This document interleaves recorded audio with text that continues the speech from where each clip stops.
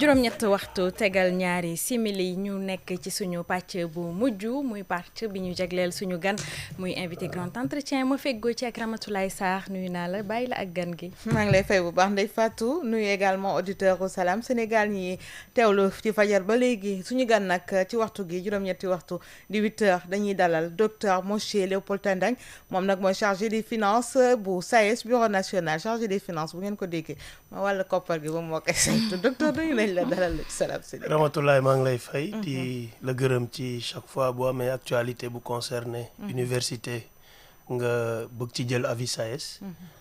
ñu ngi nuyu sa naataango bi nga toogal fii ci plateau bi Ndeye Fatou. alors docteur li waral oote gi tey du lenn lu dul SAES ñu ngi koy dégg fan yi ay communiqué yoo xam ne yéen a ngi koy génnee samedi bi rek ñu génn muy le 10 amaloon ngeen sax réunion fële benn rencontre ci université Cheikh Anta Diop pour waxtaanee ci ponk yoo xamante ni ñeel na recrutement bi nga xamante ni indi na fi coow yu ñu dégg Guinée Bissau doon recruter ay universitaires waaye également yamuñu foofu dinañu wax ci wàllu pension de retraite blocage yi nga xamante ne am na ba ñu signé décret bi ba tey mu desandi bu baax waaye tamit ci yeneen ponk ci wàllu PATS bi wala indemnité de logement déjà réunion boobu boo ñu koy tënkal lan nga ñu ci mën a dénk.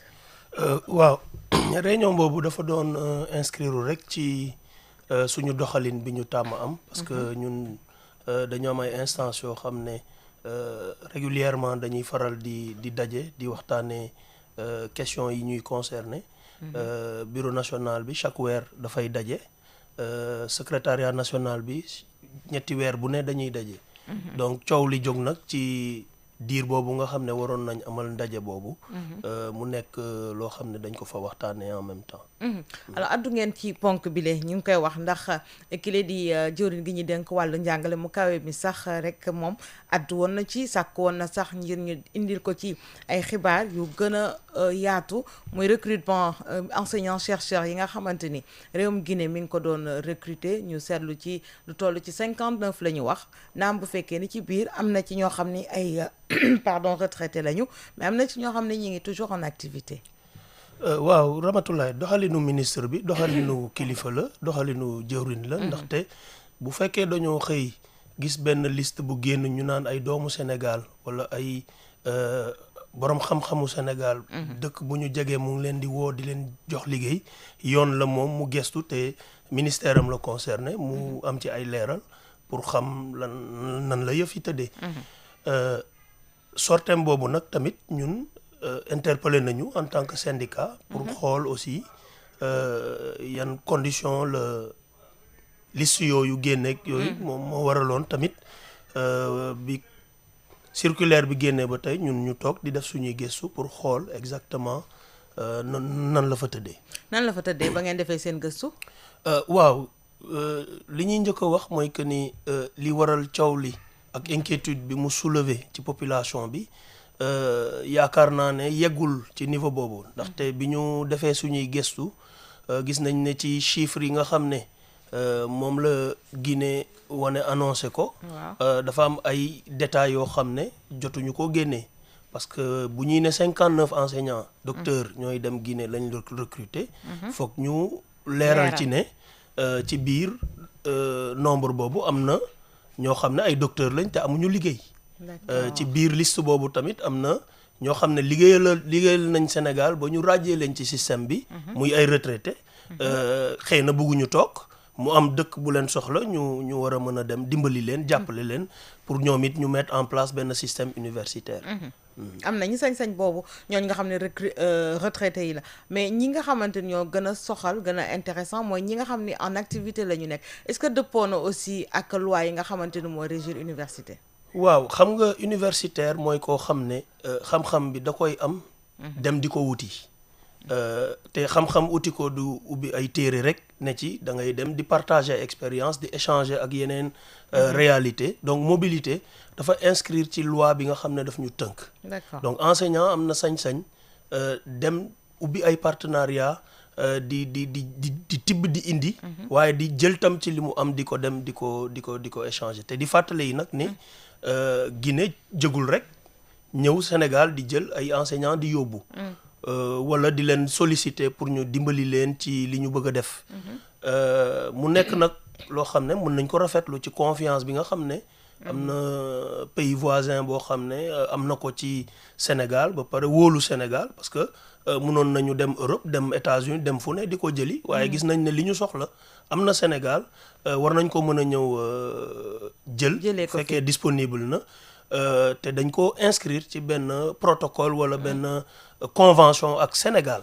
boo xam ne du enseignant yee ko signé autorité yee ko signé mu inscrire ci loolu léegi nag. ñun liñ ci position wu SAES lenn rek la. bu fekkee ñoom dañ cee gis ne am na ay manquement wala ay situation yoo xam ne. irrégularité yoon la ñoom it ñu dox ci jël dossier bi en main. jéem ko régulariser xool li ci xaw a ñuul ñu jubbanti ko te xam ne mobilité mooy condition wu enseignant. parce que war na di mën a. génn dem uti ji xam-xam pour ñëw dooleel ñun suñu kuréel yi suñu étudiants yi li mu am it tamit mu mun koo partager. mobilité loi 81-59 permettre na ko. mobilité bi permettre na leen ko mais nan lay dérouler soit nan lañ leen di jëlee dafa nekk loo xamante ni ñoom ñooy dugal li nga xamante ni mooy seen càkkuteef ci ñoom lay jóge ou bien captation lay nekk nan lay demee ba nga xamante ni ñii dinañ leen boole ci liste yooyu. waa bu ñu fàtte yi tamit ne Sénégal dafa bokk ci dëkk yi nga xam ne seen université francophone yi dañu am ranking bu baax positionnement bu baax tax na ba doomu yeneen réew yu bari yi nekk ci Afrique de l'Ouest dañuy ñëw di fi jàng. bu ñu fi jàngee ba am seeni doctorat yooyu dellu seen dëkk nekk di liggéey ci biir université yi am fa ay responsabilité mu nekk expérience bu positive li ñuy njëkk xalaat bu ñu waree teg ay réforme ak yooyu xalaat ne ñun fi ñu demoon nii la fa doon demee te nii lañ ko doon def jig na leen lu tax du ñu dem jël expérience boobu indi ko donc loolu la relation yi noonu lay déparé Guinée nag def li mu war a def ñëw am convention bu mu teg ak état du Sénégal te mobilité bi ñu fàttali ne yemul ci enseignants yi kese xëy na ñoom ci loolu lañ tàmbalee mobilité bi intégré na ay étudiants Guinée yu war a mën a ñëw jàngi si fii intégré tamit ay administratif mooy maanaam corps administratif bi war a dem dimbali leen pour woon leen tamit nan la ñuy gérer dossier universitaire ak yooyu donc faut pas ñu tëj protocole bi rek ci mbirum enseignants yi protocole bi gën na yaatu loolu waaye da nga wax sànq ci biir recrutement boobule daf ci am ñoo xamante ni c'est des docteurs des universitaires sans emploi yaa ngi wax lu ni mel nan la mën a amee est-ce que c'est pas paradoxal moment bi nga xamante ni yéen da ngeen di wax tamit ci wàllu recrutement ñooñu ñi ngi fi nekk universitaire amuñu xëy ba ñee di leen jël te sénégalais yi war na Sénégal soxla nañu tamit ñu mel noonu waaw loolu boo seetloo Ramatulaay protocole wala plateforme revendicative yu SAES yëpp yi ci at yi mujj recrutement nekk na loo xam ne daf ko teg ci kaw boo jëlee ci 10 ans yi mujj recruter ñu lu ëpp 400 enseignants te ñu ngi toll tey ci 8 universités war a jàll ci 10 universités boo demee université Sine Saloum 90% yi buñ ko xaymaa ñëpp ay vacataires lañ donc mu nekk ay besoins yu réels yoo xam ne ñu ngi fi te am nañ ay docteurs yi fi ne waaye nag recrutement ku ne recrutement wax salaire wax budget yooyu mu nekk loo xam ne dañ prérogative u état la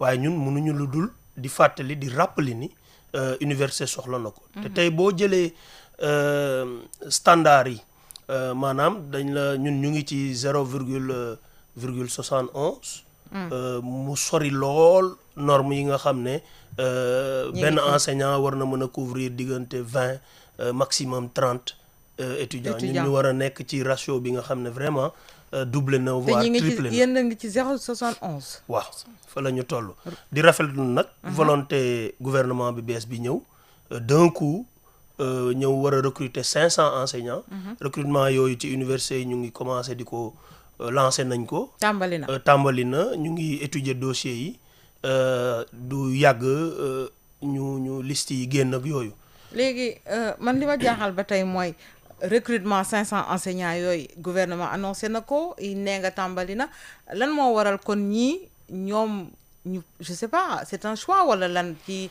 lu tax boole wuñ leen ci Ramatulaay. bay ci say oomu tànk la ñuy wax wala. waaw xam nga boo gisee lu teew lu taxaw. waaw ak ñu ne la am na luy ñëw. doo xaar. dama yaakaar ne nit ki daal mooy décider. waaye nag volonté politique baa ngi fi. poste yi du nekkatul histoire lu réel la. ñu ngi ci. waaye nag Sénégal bëri na ay doomam yoo xam ne am nañ lijaasa compétition la. te kenn xamul kan mooy génn ay doomu Sénégal nag la ñuy jël waaye nag ci biir am na compétition. compétition la. waaw recrutement enseignant ay dossiers yooyu dugal la mu am commission yoo xam ne dañuy toog saytu ko càmbar classé organiser positionné leen bu ñu paree génnee seen liste. dégluwaat leen maanaam xaw ma ndax sama wolof bi seen càmbar leen xool ba xam ndax li ñu annoncé ci kayit yi mu ngi ci ñoom pour ñu mën leen a dugal. kon nekkul ni par exemple bu ñu nee recrutement 500 universitaires ou bien enseignants dañuy dem xool lim boobu rek copte leen mais wala envoyé leen seen dossier mais dafa nekk compétition ci seen biir ci diggante gën jël ci ñi ci gën a xarañ wal. dama yaakaar ne RTS bu lancé poste sax dina am tuuti compétition ndaxte dañuy xool profil yeeg xool li état du Sénégal soxla parce que li ñu war a leeral mooy que ni autorités yi c'est vrai def nañ effort pour indi ay poste waaye dafa inscrire ci orientation ñoom bi ñu teg horizon 2050 ba pour Sénégal mën a capacité boppam ci ay main d'œuvre yi nga xam ne ay nit yi nga xam ne war nañ mën a porter besoin wu développement bi donc recrutement yooyu ci enseignants yi war a permettre aussi ñi nga xam ne dañuy mën a jàngale ci filière yi nga xam ne day dëppook orientation yooyu pour que ñu mën a am profil yi nga xam ne bu ñu génnee ci cadre projet de développement boobu ñu mun leen ci intégrer ñu liggéey ko tey ko seen loxo mun koo doxal. alors bu weesoo loolu kon kay yéen problème amul yéen au niveau du SAES def ngeen seen rencontre naam bu fekkee ne yéen a ngi wax ci pension de retraite yi xëy na loolu bokk ngeen gis ni daal nekk na lu càkkutéef bu yàgg décret yi ñu signé ko mais application bi ba tey moom moo tardé. waaw xam nga syndicalisme moom. di nga wax ba am sa protocole waaye ci suuf di nga continuer di waxaat. pour application yi di fàttali nag ne autorités yi joxe nañ aussi directives yi ñu war a joxe pour que ñu appliquer ko donte am na ay tuuti zone de blocage waaye ñun ñu ngi koy suivre ak autorités yi vraiment te am nañ ci yaakaar que dina sotti waaye nag di alerter rek ni ay sénégalais la yu liggéeyal Sénégal tey yàlla jëlee leen fi ñu toog di xaar yaakaar naa defoon nañ ci émission pour expliquer leeral sénégalais yi lan moo waral loolu parce que très souvent bu ñu génnee rek ñi dañuy jàpp ay problème mu xaalis la kese ak yooyu di fàttali ne ci dossier bi tamit am na ci ay étrangers yi nga xam ne fii la ñu liggéeyee cotiser fii ñu liquider seen pension ba pare tey ñu war a toog récupérer seen pension de retraite ñu ne leen da ngeen ko war a jëlijee seen dëkk loolu tamit mu nekk loo xam ne SAES comprendre ko te ñu ngi dox aussi pour que ñu régulariser ñooñu parce que yaakaar nañ ne donte amuñu nationalité sénégalaise li ñu dagg ci seen xaalis fii la des demul seen dëkk day xaw a doy waar daal ñu toll fii tey ñoom ñu war a mën a. da ngeen gis ni dañ leen ko war a reverser directement au lieu que ñu koy yóbbu ba seen dëkk ñoom ñu mën ko jotee foofu. bon nañ li seen droit. yaakaar nañ ne war nañ leen ko mën a jox bu fekkee seen droit état Sénégal moo leen ko amel na leen ko état Sénégal jox ñun loolu mooy suñu xalaat. te di fàttali ne ñooñu tey. ñu ngi fii ci dëkk bi toog SAES nag ñu nekk kuréel boo xam ne au-delà revendication yi ñuy mëne dañuy gunge aussi suñuy militants ak suñuy anciens militants am na ñoo xam ne ñu ngi leen ciy jox ay ndimbal pour mën leen maintenir le temps que situation bi réglée. alors sans que damay revenir tuuti ba tey laata ñuy gën a xuusandi ci biir pension de retraite mais tant que ba ngay wax ci wàllu ñi nga xam ne mooy enseignants chercheurs yi ñu recruter yéen a ngi xam ne aussi que ni dafa am anomalie maanaam enseignants yi nga xamante ni chercheurs yi nekk en activité mënul ci wàllu réglementation bi nga xamante ni moom la ñuy def fii occuper beneen poste beneen emploi boo xamante ni daal ñaar yooyu mënul ànd yéen a ngi souligner lu ni mel. dama yaakaar ne lu yoon tënk ñun ñëpp a ko war a respecter bu fekkee nag dafa am ñoo xam ne tey ñu ngi poste Sénégal ñu recruter leen ñu war leen a recruter feneen loolu dëppawul ak yoon mu nekk loo xam ne bu fekkee am na dañ ko war a régulariser. dañ ko war a régulariser parce que nit munoo am contrat di liggéey fii bëgg amaat contrat permanent ci beneen université yaakaar naa ne loolu loi bi mayewu ko te loolu am na impact bu muy indil aussi ñi nga xamante ni mooy xale yi fi nekk étudiants yi nga xamante ni ñi ngi fi am ay cours seen cours naam bu fekkee ni la fois dernière quand même ki ñu fi dalaloon mi ngi ñuy expliquer que ni enseignant chercheur bi jàngalekatu ci université bi am nañu droit ay semaines yoo xamante ni daal tamit ñoom ñoo ko moomal seen bopp su ma ko wàññee am na 75 jours bu mu njëkkoon wax ak beneen semaine bi fàtte naa nag moom ñaar 6 jours voilà. alors Ramatoulaye damay bëgg fàttali rek ne proportion yi néew na néew goo xam ne mënul expliquer jafe-jafe yi am ci biir université yi ñu ngi waxu 12 personnes. wax nga ko sànq communiqué bi nee na 0,4%.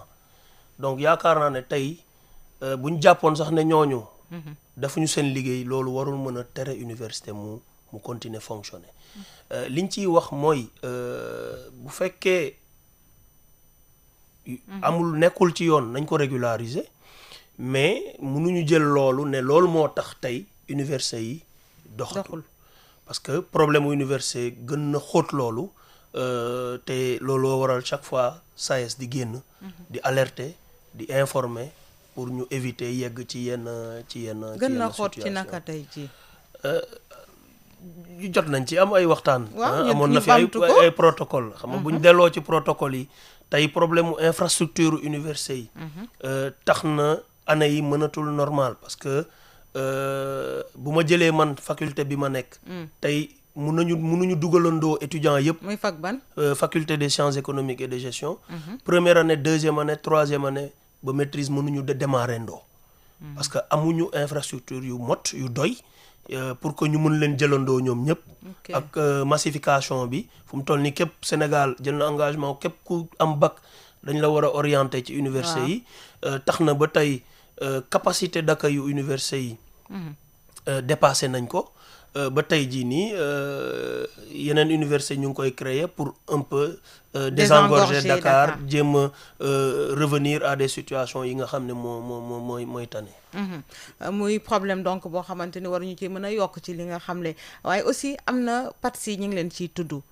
PATS yi aussi ñu ngi leen ciy tudd muy personnel d'appui technique d'administration ñoom seen càkkuteef ak li nga xamante ni ñu ngi leen ciy tudd ci lan la wund bon mu nekk nag loo xam ne du ma ci mën a sori torop waaye yaakaar naa ne ñoom dañoo doon réclamer application wu protocole yi nga xam ne jotoon nañ ko signé ak gouvernement Sénégal tey jii nii nag ñi fi nekk autorités yi fi nekk tey peut-être gestu xool ne yoon la ñu jox leen ko yaakaar naa ne moom lañ mujj décision boobu lañ mujj jël ñu war koo appliquer ci fin de mois bi di fàttali nag ne loolu amoon na yeneen corps yi nga xam ne bénéficié woon nañ ci muy wàllu prime yi wàllu retraite yi donc c'est ça aussi waaw ci cadre boobu yaakaar naa lay mën a dugg parce que ak condition de travail waaw mënuma ci sori parce que yoruma seen protocole bi yaakaar naa ne ñoom boo leen invité war nañ mën a ñëw expliquer leeral sénégalais yi li tax parce que li jar a wax mooy que ne très souvent mooy li ma wax sànq da ngay négocier ba am protocole nga signé ko mais après application bi tamit beneen xeetu xeex la bu ñu nekkee ci contexte syndical bi pour mën a yegg ci effectivité application yooyu alors dañuy gis également que ni problème yi yaa ngi koy wax bu dee ci ëttu université bi ci wàllu infrastructure yi la naam yéen SAES da ngeen di génn di ko dénoncer mais étudiants yi aussi dañuy dénoncer de notre côté muy seen wàllu bourse yi gis nañu tamit li nga xamante ni indi woon na ko sax ci blocage ci jamono jee ak gaañu jàmmaarloo bi ci am ngeen am ci taxawaay yoon aussi parce que naam ëtt boobu yéen a ko bokk te sortie bi ngeen ciy def également pour wax ak jëwriñ nga xamante ni moo yor wàllum njàng mu kawe mi la. waaw xam nga SAES moom dafa yàgg di alerter yàgg nañu di demander ay réformes parce que dem nañ ba gis ne yenn situation mooy réforme LMD bi. par exemple tey nekk na loo xam ne ak nombre yi ñuy recevoir dina jafe nga tenir enseignement yi normalement ci ab diir. su ko defee day am ay débordement yooyu day am ay répercussions. ci ni ñuy fayee bourse yeeg yooyu. yaakaar naa ne peut-être directeur des bourses war na leen ci mën a jox ay leeral. ay jafe-jafe la pour stabiliser liste yi parce que retard yi ñuy accuser day tax ne ñoom seen liggéey duñ ko mën a caler ci seen période budgétaire boobu ñuy am. débordement yooyu ak incompréhension yeeg ak étudiants yi aussi seen ñàkk mën a xaar ak. yooyu bon muy yoon aussi mu nekk loo xam ne dañ ko war a laaj pour ñu mën a dund dans des conditions yi baax pour ñu mën a liggéey. ay jafe-jafe yoo xam ne base bi finalité bi la ñuy gis. waaye point de départ yëpp infrastructure yi tey buñ ko réglé woon recruter enseignants yu doy. di tenir année yi ci délai yi yaakaar naa ne débordement yi du yegg ci direction des bourses. direction des bourses nag nekk benn bras boo xam ne day accompagner féetoo ci ministère di accompagner étudiants yi sur les conditions sociales. pour permettre leen ñu nekk ci condition wu jàng bu baax. mais ñu gis ne aussi assemblée fan yële ñi ngi doon nattal ñi nga xam ne ñoo di jëwri nii ku ci mel ni enseignement supérieur aussi yokkal nañ ko loo xamante ni tey ji amaana ak jafe-jafe yi nga xamante ni yéen a ngi koy jànkonteel dina am loo xamante ni luy gën a améliorer seen condition de travail yi la yaakaar ngeen ko. waaw budget yi yokku na waaye ñu ngi toog di xaar. di lëkkaloo di liggéey ak ministère parce que tamit SAES dafa nekk ci dialogue bu permanent. ak suñu ministère de tutelle bi ay rencontres périodiques day am comme ay rencontres top management yoo xam ne ministre day toog ak cabinet recteur bu ne toog après responsable syndicat bu campus bu nekk toog di discuter ensemble ci jafe-jafe yi jël ay mesures ay décisions yi nga xam ne dañ koy mën a appliquer donc mu nekk loo xam ne boo seetloo daf ñuy éviter lu bari. dem ay mouvement de grève ay mouvement d'humeur ak yooyu bu yaakaar naa ne dialogue permanent boobu buñ ko maintenir di ngeen gëj a di dégg SAES te SAES sax gaawuñu ko dégg ci ay parce que ci liggéey boobu la ñuy nekk ci suuf en permanence. di anticiper lu bari.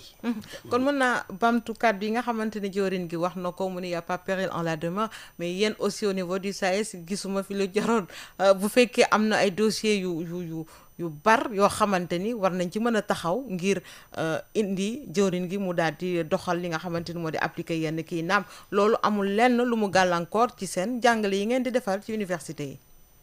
yaakaar naa ne jëwriñ bi ci boppam bu demee ba def enquête am ba saytu mbir mi xam li ci ne yaakaar naa ne moom bu génnaatee ne amul danger amul problème yaakaar naa ne résultat enquête yi mu jot firndeel na ni problème bi loolu li ñuy yëkkati ci problème li ñuy yëkkati ci coow ak retard université yi di ko jéem a boole lii mënu ko expliquer te communiqué SAES bi tamit ñëw na firndeel ne donte peut-être mun na am yi ñu mën a jubbanti mais du lii moo war a mën a nekk base problème bu jafe-jafe ñu rencontré ci biir université alors benn ponk bu mujj xam naa laata ñuy jàll ci résumé en français moo di wàllu indemnité de logement yi moom xam naa ni yéen coow loolu bokk leen ci yéen réglé nañ leen seen cas moom bu yàgg waaw Ramatulaay du ma ko waxee noonu xam nga syndicat bu nekk ak ni ngay négocier ak temps bi ngay atteindre say objectif yaakaar naa nag ne suñu mbokk parti yi ñu ngi doog a nekk ci objectif boobu dajeek aussi volonté politique bi nga xam ne engagement amoon na fi te dox ci régulariser ko loolu lu ñu mën a rafetlu la. Alors voilà, je rappelle que nous recevons Dr Moshe Léopold Tendeng, qui est le chargé des finances du SAES, Bureau national. Le SAES qui s'est réuni d'ailleurs samedi dernier à l'université Cheikh Anta Diop. C'était entre autres pour se pencher sur certains dossiers, je dirais celui donc concernant justement le recrutement de 59 enseignants-chercheurs par la Guinée. Il y a également le problème des pensions de retraite avec le décret qui tarde à être appliqué. Aujourd'hui, au sortir de cette rencontre justement, qu'est-ce que vous avez retenu? Alors, juste rappeler, Ramatoulaye, que cette situation s'inscrit dans la logique de nos rencontres périodiques. Le Bureau national se réunit chaque mois et un secrétariat national est tenu chaque 3 mois. Donc, le premier point que vous abordez nous a trouvé dans cette dynamique, n'est-ce pas? Et il était important d'en parler. Au sortir de cette réunion, nous avions au préalable fait un travail de recoupement pour mieux comprendre et voir voilà, ce qui était renfermé dans cette liste. Rappelez juste que sur la question des recrutements en Guinée, ce problème, les proportions annoncées sont plus faibles. Dans les 59 enseignants qui sont annoncés, il faut comprendre qu'il y a des docteurs sans poste, n'est-ce pas, qui sont en situation de chômage, si on peut le dire ainsi, et aussi des retraités, 6 retraités dans ce lot-là. En réalité, ce qui devrait susciter le débat en réalité ne concernait que 12 enseignants qui n'ont pas signé de contrat et où il y a juste une liste qui annonce que voilà, un pays voisin, la Guinée, Conakry, recruté, voilà. Et justement, vous n'avez pas manqué de dénoncer le recrutement de ces 12 permanents. Je rappelle que ce sont des enseignants-chercheurs permanents. Alors, il n'est pas possible du tout d'occuper un autre poste simultanément si on se fie à la réglementation en vigueur. Voilà, la loi qui nous régit ne nous permet pas d'occuper 2 postes permanents d'enseignants, mais intègre la mobilité. La mobilité fait partie de l'activité universitaire. Les enseignants ont la possibilité d'aller partager des expériences, n'est-ce pas, d'aller aussi chercher des expériences qu'ils vont venir appliquer dans leur université. Donc, cette situation de mobilité est acceptée et la Guinée, il faut le rappeler, n'a pas lancé une campagne de recrutement comme ça. Il y a eu une convention avec l'État du Sénégal, une convention de mobilité. Maintenant, il faut peut-être au plus profond voir la nature des contrats tels qu'annoncés, parce que pour la plupart sont inscrits dans une situation de mobilité, de profs associés, ce qui n'est pas interdit par la loi. Alors, tantôt, je vous ai posé la question, alors peut-être aujourd'hui, n'est-ce pas paradoxal, au moment où le gouvernement lance le recrutement de 500 enseignants, on voit d'autres qui partent en Guinée. Alors, ici, il est question d'emploi. Quelqu'un qui finit sa formation diplômé, qui attend un poste, s'il n'en trouve pas et qu'il y a un appel à candidature disponible, on ne peut pas reprocher à ces Sénégalais de vouloir chercher du travail. Des Sénégalais sont en train d'immigrer en Europe pour pouvoir chercher du travail, améliorer leurs conditions. On ne peut pas interdire à un compatriote de vouloir chercher du travail dans un pays voisin, si tant est que voilà, il y a pas de poste immédiat disponible encore chez lui. De préciser qu'il y a une vague de recrutement, ce qui est une première, 500 enseignants d'un coup, puisque nous sommes restés une dizaine d'années pour ne même pas atteindre ces proportions en termes de recrutement. Saluer cette initiative, cette volonté politique. Et dire simplement que c'est un processus qui s'inscrit dans un plan triennal, n'est-ce pas? C'est 500 pour 2025. Nous espérons que ce plan sera respecté. Et ça a déjà démarré, vous disiez tantôt? Oui, les appels à candidature ont été lancés. Nous voyons aujourd'hui que l'histoire des appels à candidature dans le monde politique est très en vogue. Il faut dire que ça, c'est une tradition ancrée dans les pratiques universitaires. Vous êtes recruté par vos pairs et c'est des appels à candidature. Il y a une compétition et les dossiers sont évalués par les commissions et qui rendent le verdict. Une fois que les listes sont publiées, les personnes, ces listes-là sont proposées à validation dans nos instances, notamment les assemblées de facultés ou les assemblées de département d'abord, ensuite les assemblées de facultés qui valident pour que le recteur fasse les arrêtés. Donc pour dire que il y a une forme de compétition qui est là et l'idée est de chercher les meilleurs profils.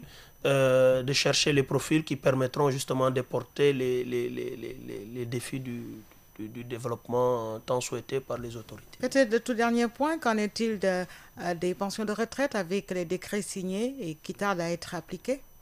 Alors, je dirais simplement en souriant, Ramatoulaye, que ce dossier-là, vous l'avez bien suivi pour nous avoir invités au moment où il y avait des blocages sur le décret. Le décret a été finalement signé par les autorités. Maintenant, nous sommes dans la phase d'application et dans cette phase-là, on rencontre quelques difficultés qui ont été signalées, n'est-ce pas? Et je pense que les autorités sont en train de prendre ça en charge. Maintenant, l'autre difficulté que nous avons, c'est le cas de quelques retraités. Ils ne sont pas nombreux, étrangers, qui ont cotisé ici au Sénégal et qu'aujourd'hui se retrouvent privés de leur pension de retraite sous prétexte qu'ils sont étrangers et qu'ils devraient rejoindre leur pays. Je pense que c'est une situation qui ne va pas perdurer et qui doit être prise en charge pour des raisons évoquées déjà. Ils ont déjà cotisé ici. C'est leur dû. C'est leur dû. On devrait pouvoir l'intégrer dans le cadre des dispositions réglementaires. Merci beaucoup. Merci Dr Moshe Léopold Tendeng, qui je rappelle est le chargé des finances du SAES, Bureau national. Salam Sénégal vous remercie. Merci Ramatoulaye, merci pour la confiance portée en notre syndicat et en notre personne.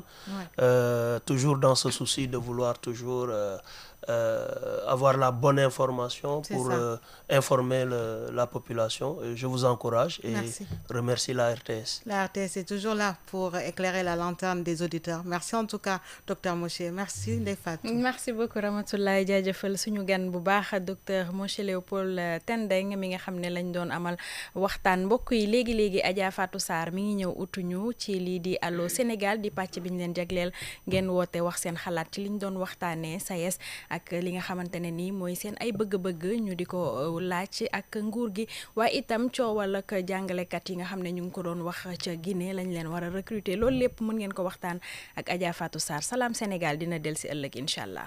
Salam alaikum Sénégal ngi maaleykum salaam Sénégal ngi nanga def sawa Sénégal ngi maa ngi fi c'est ça Sénégal ngi. Musique, sport, info, culture, société, économie, éducation. Radio Sénégal International, tout le monde se retrouve.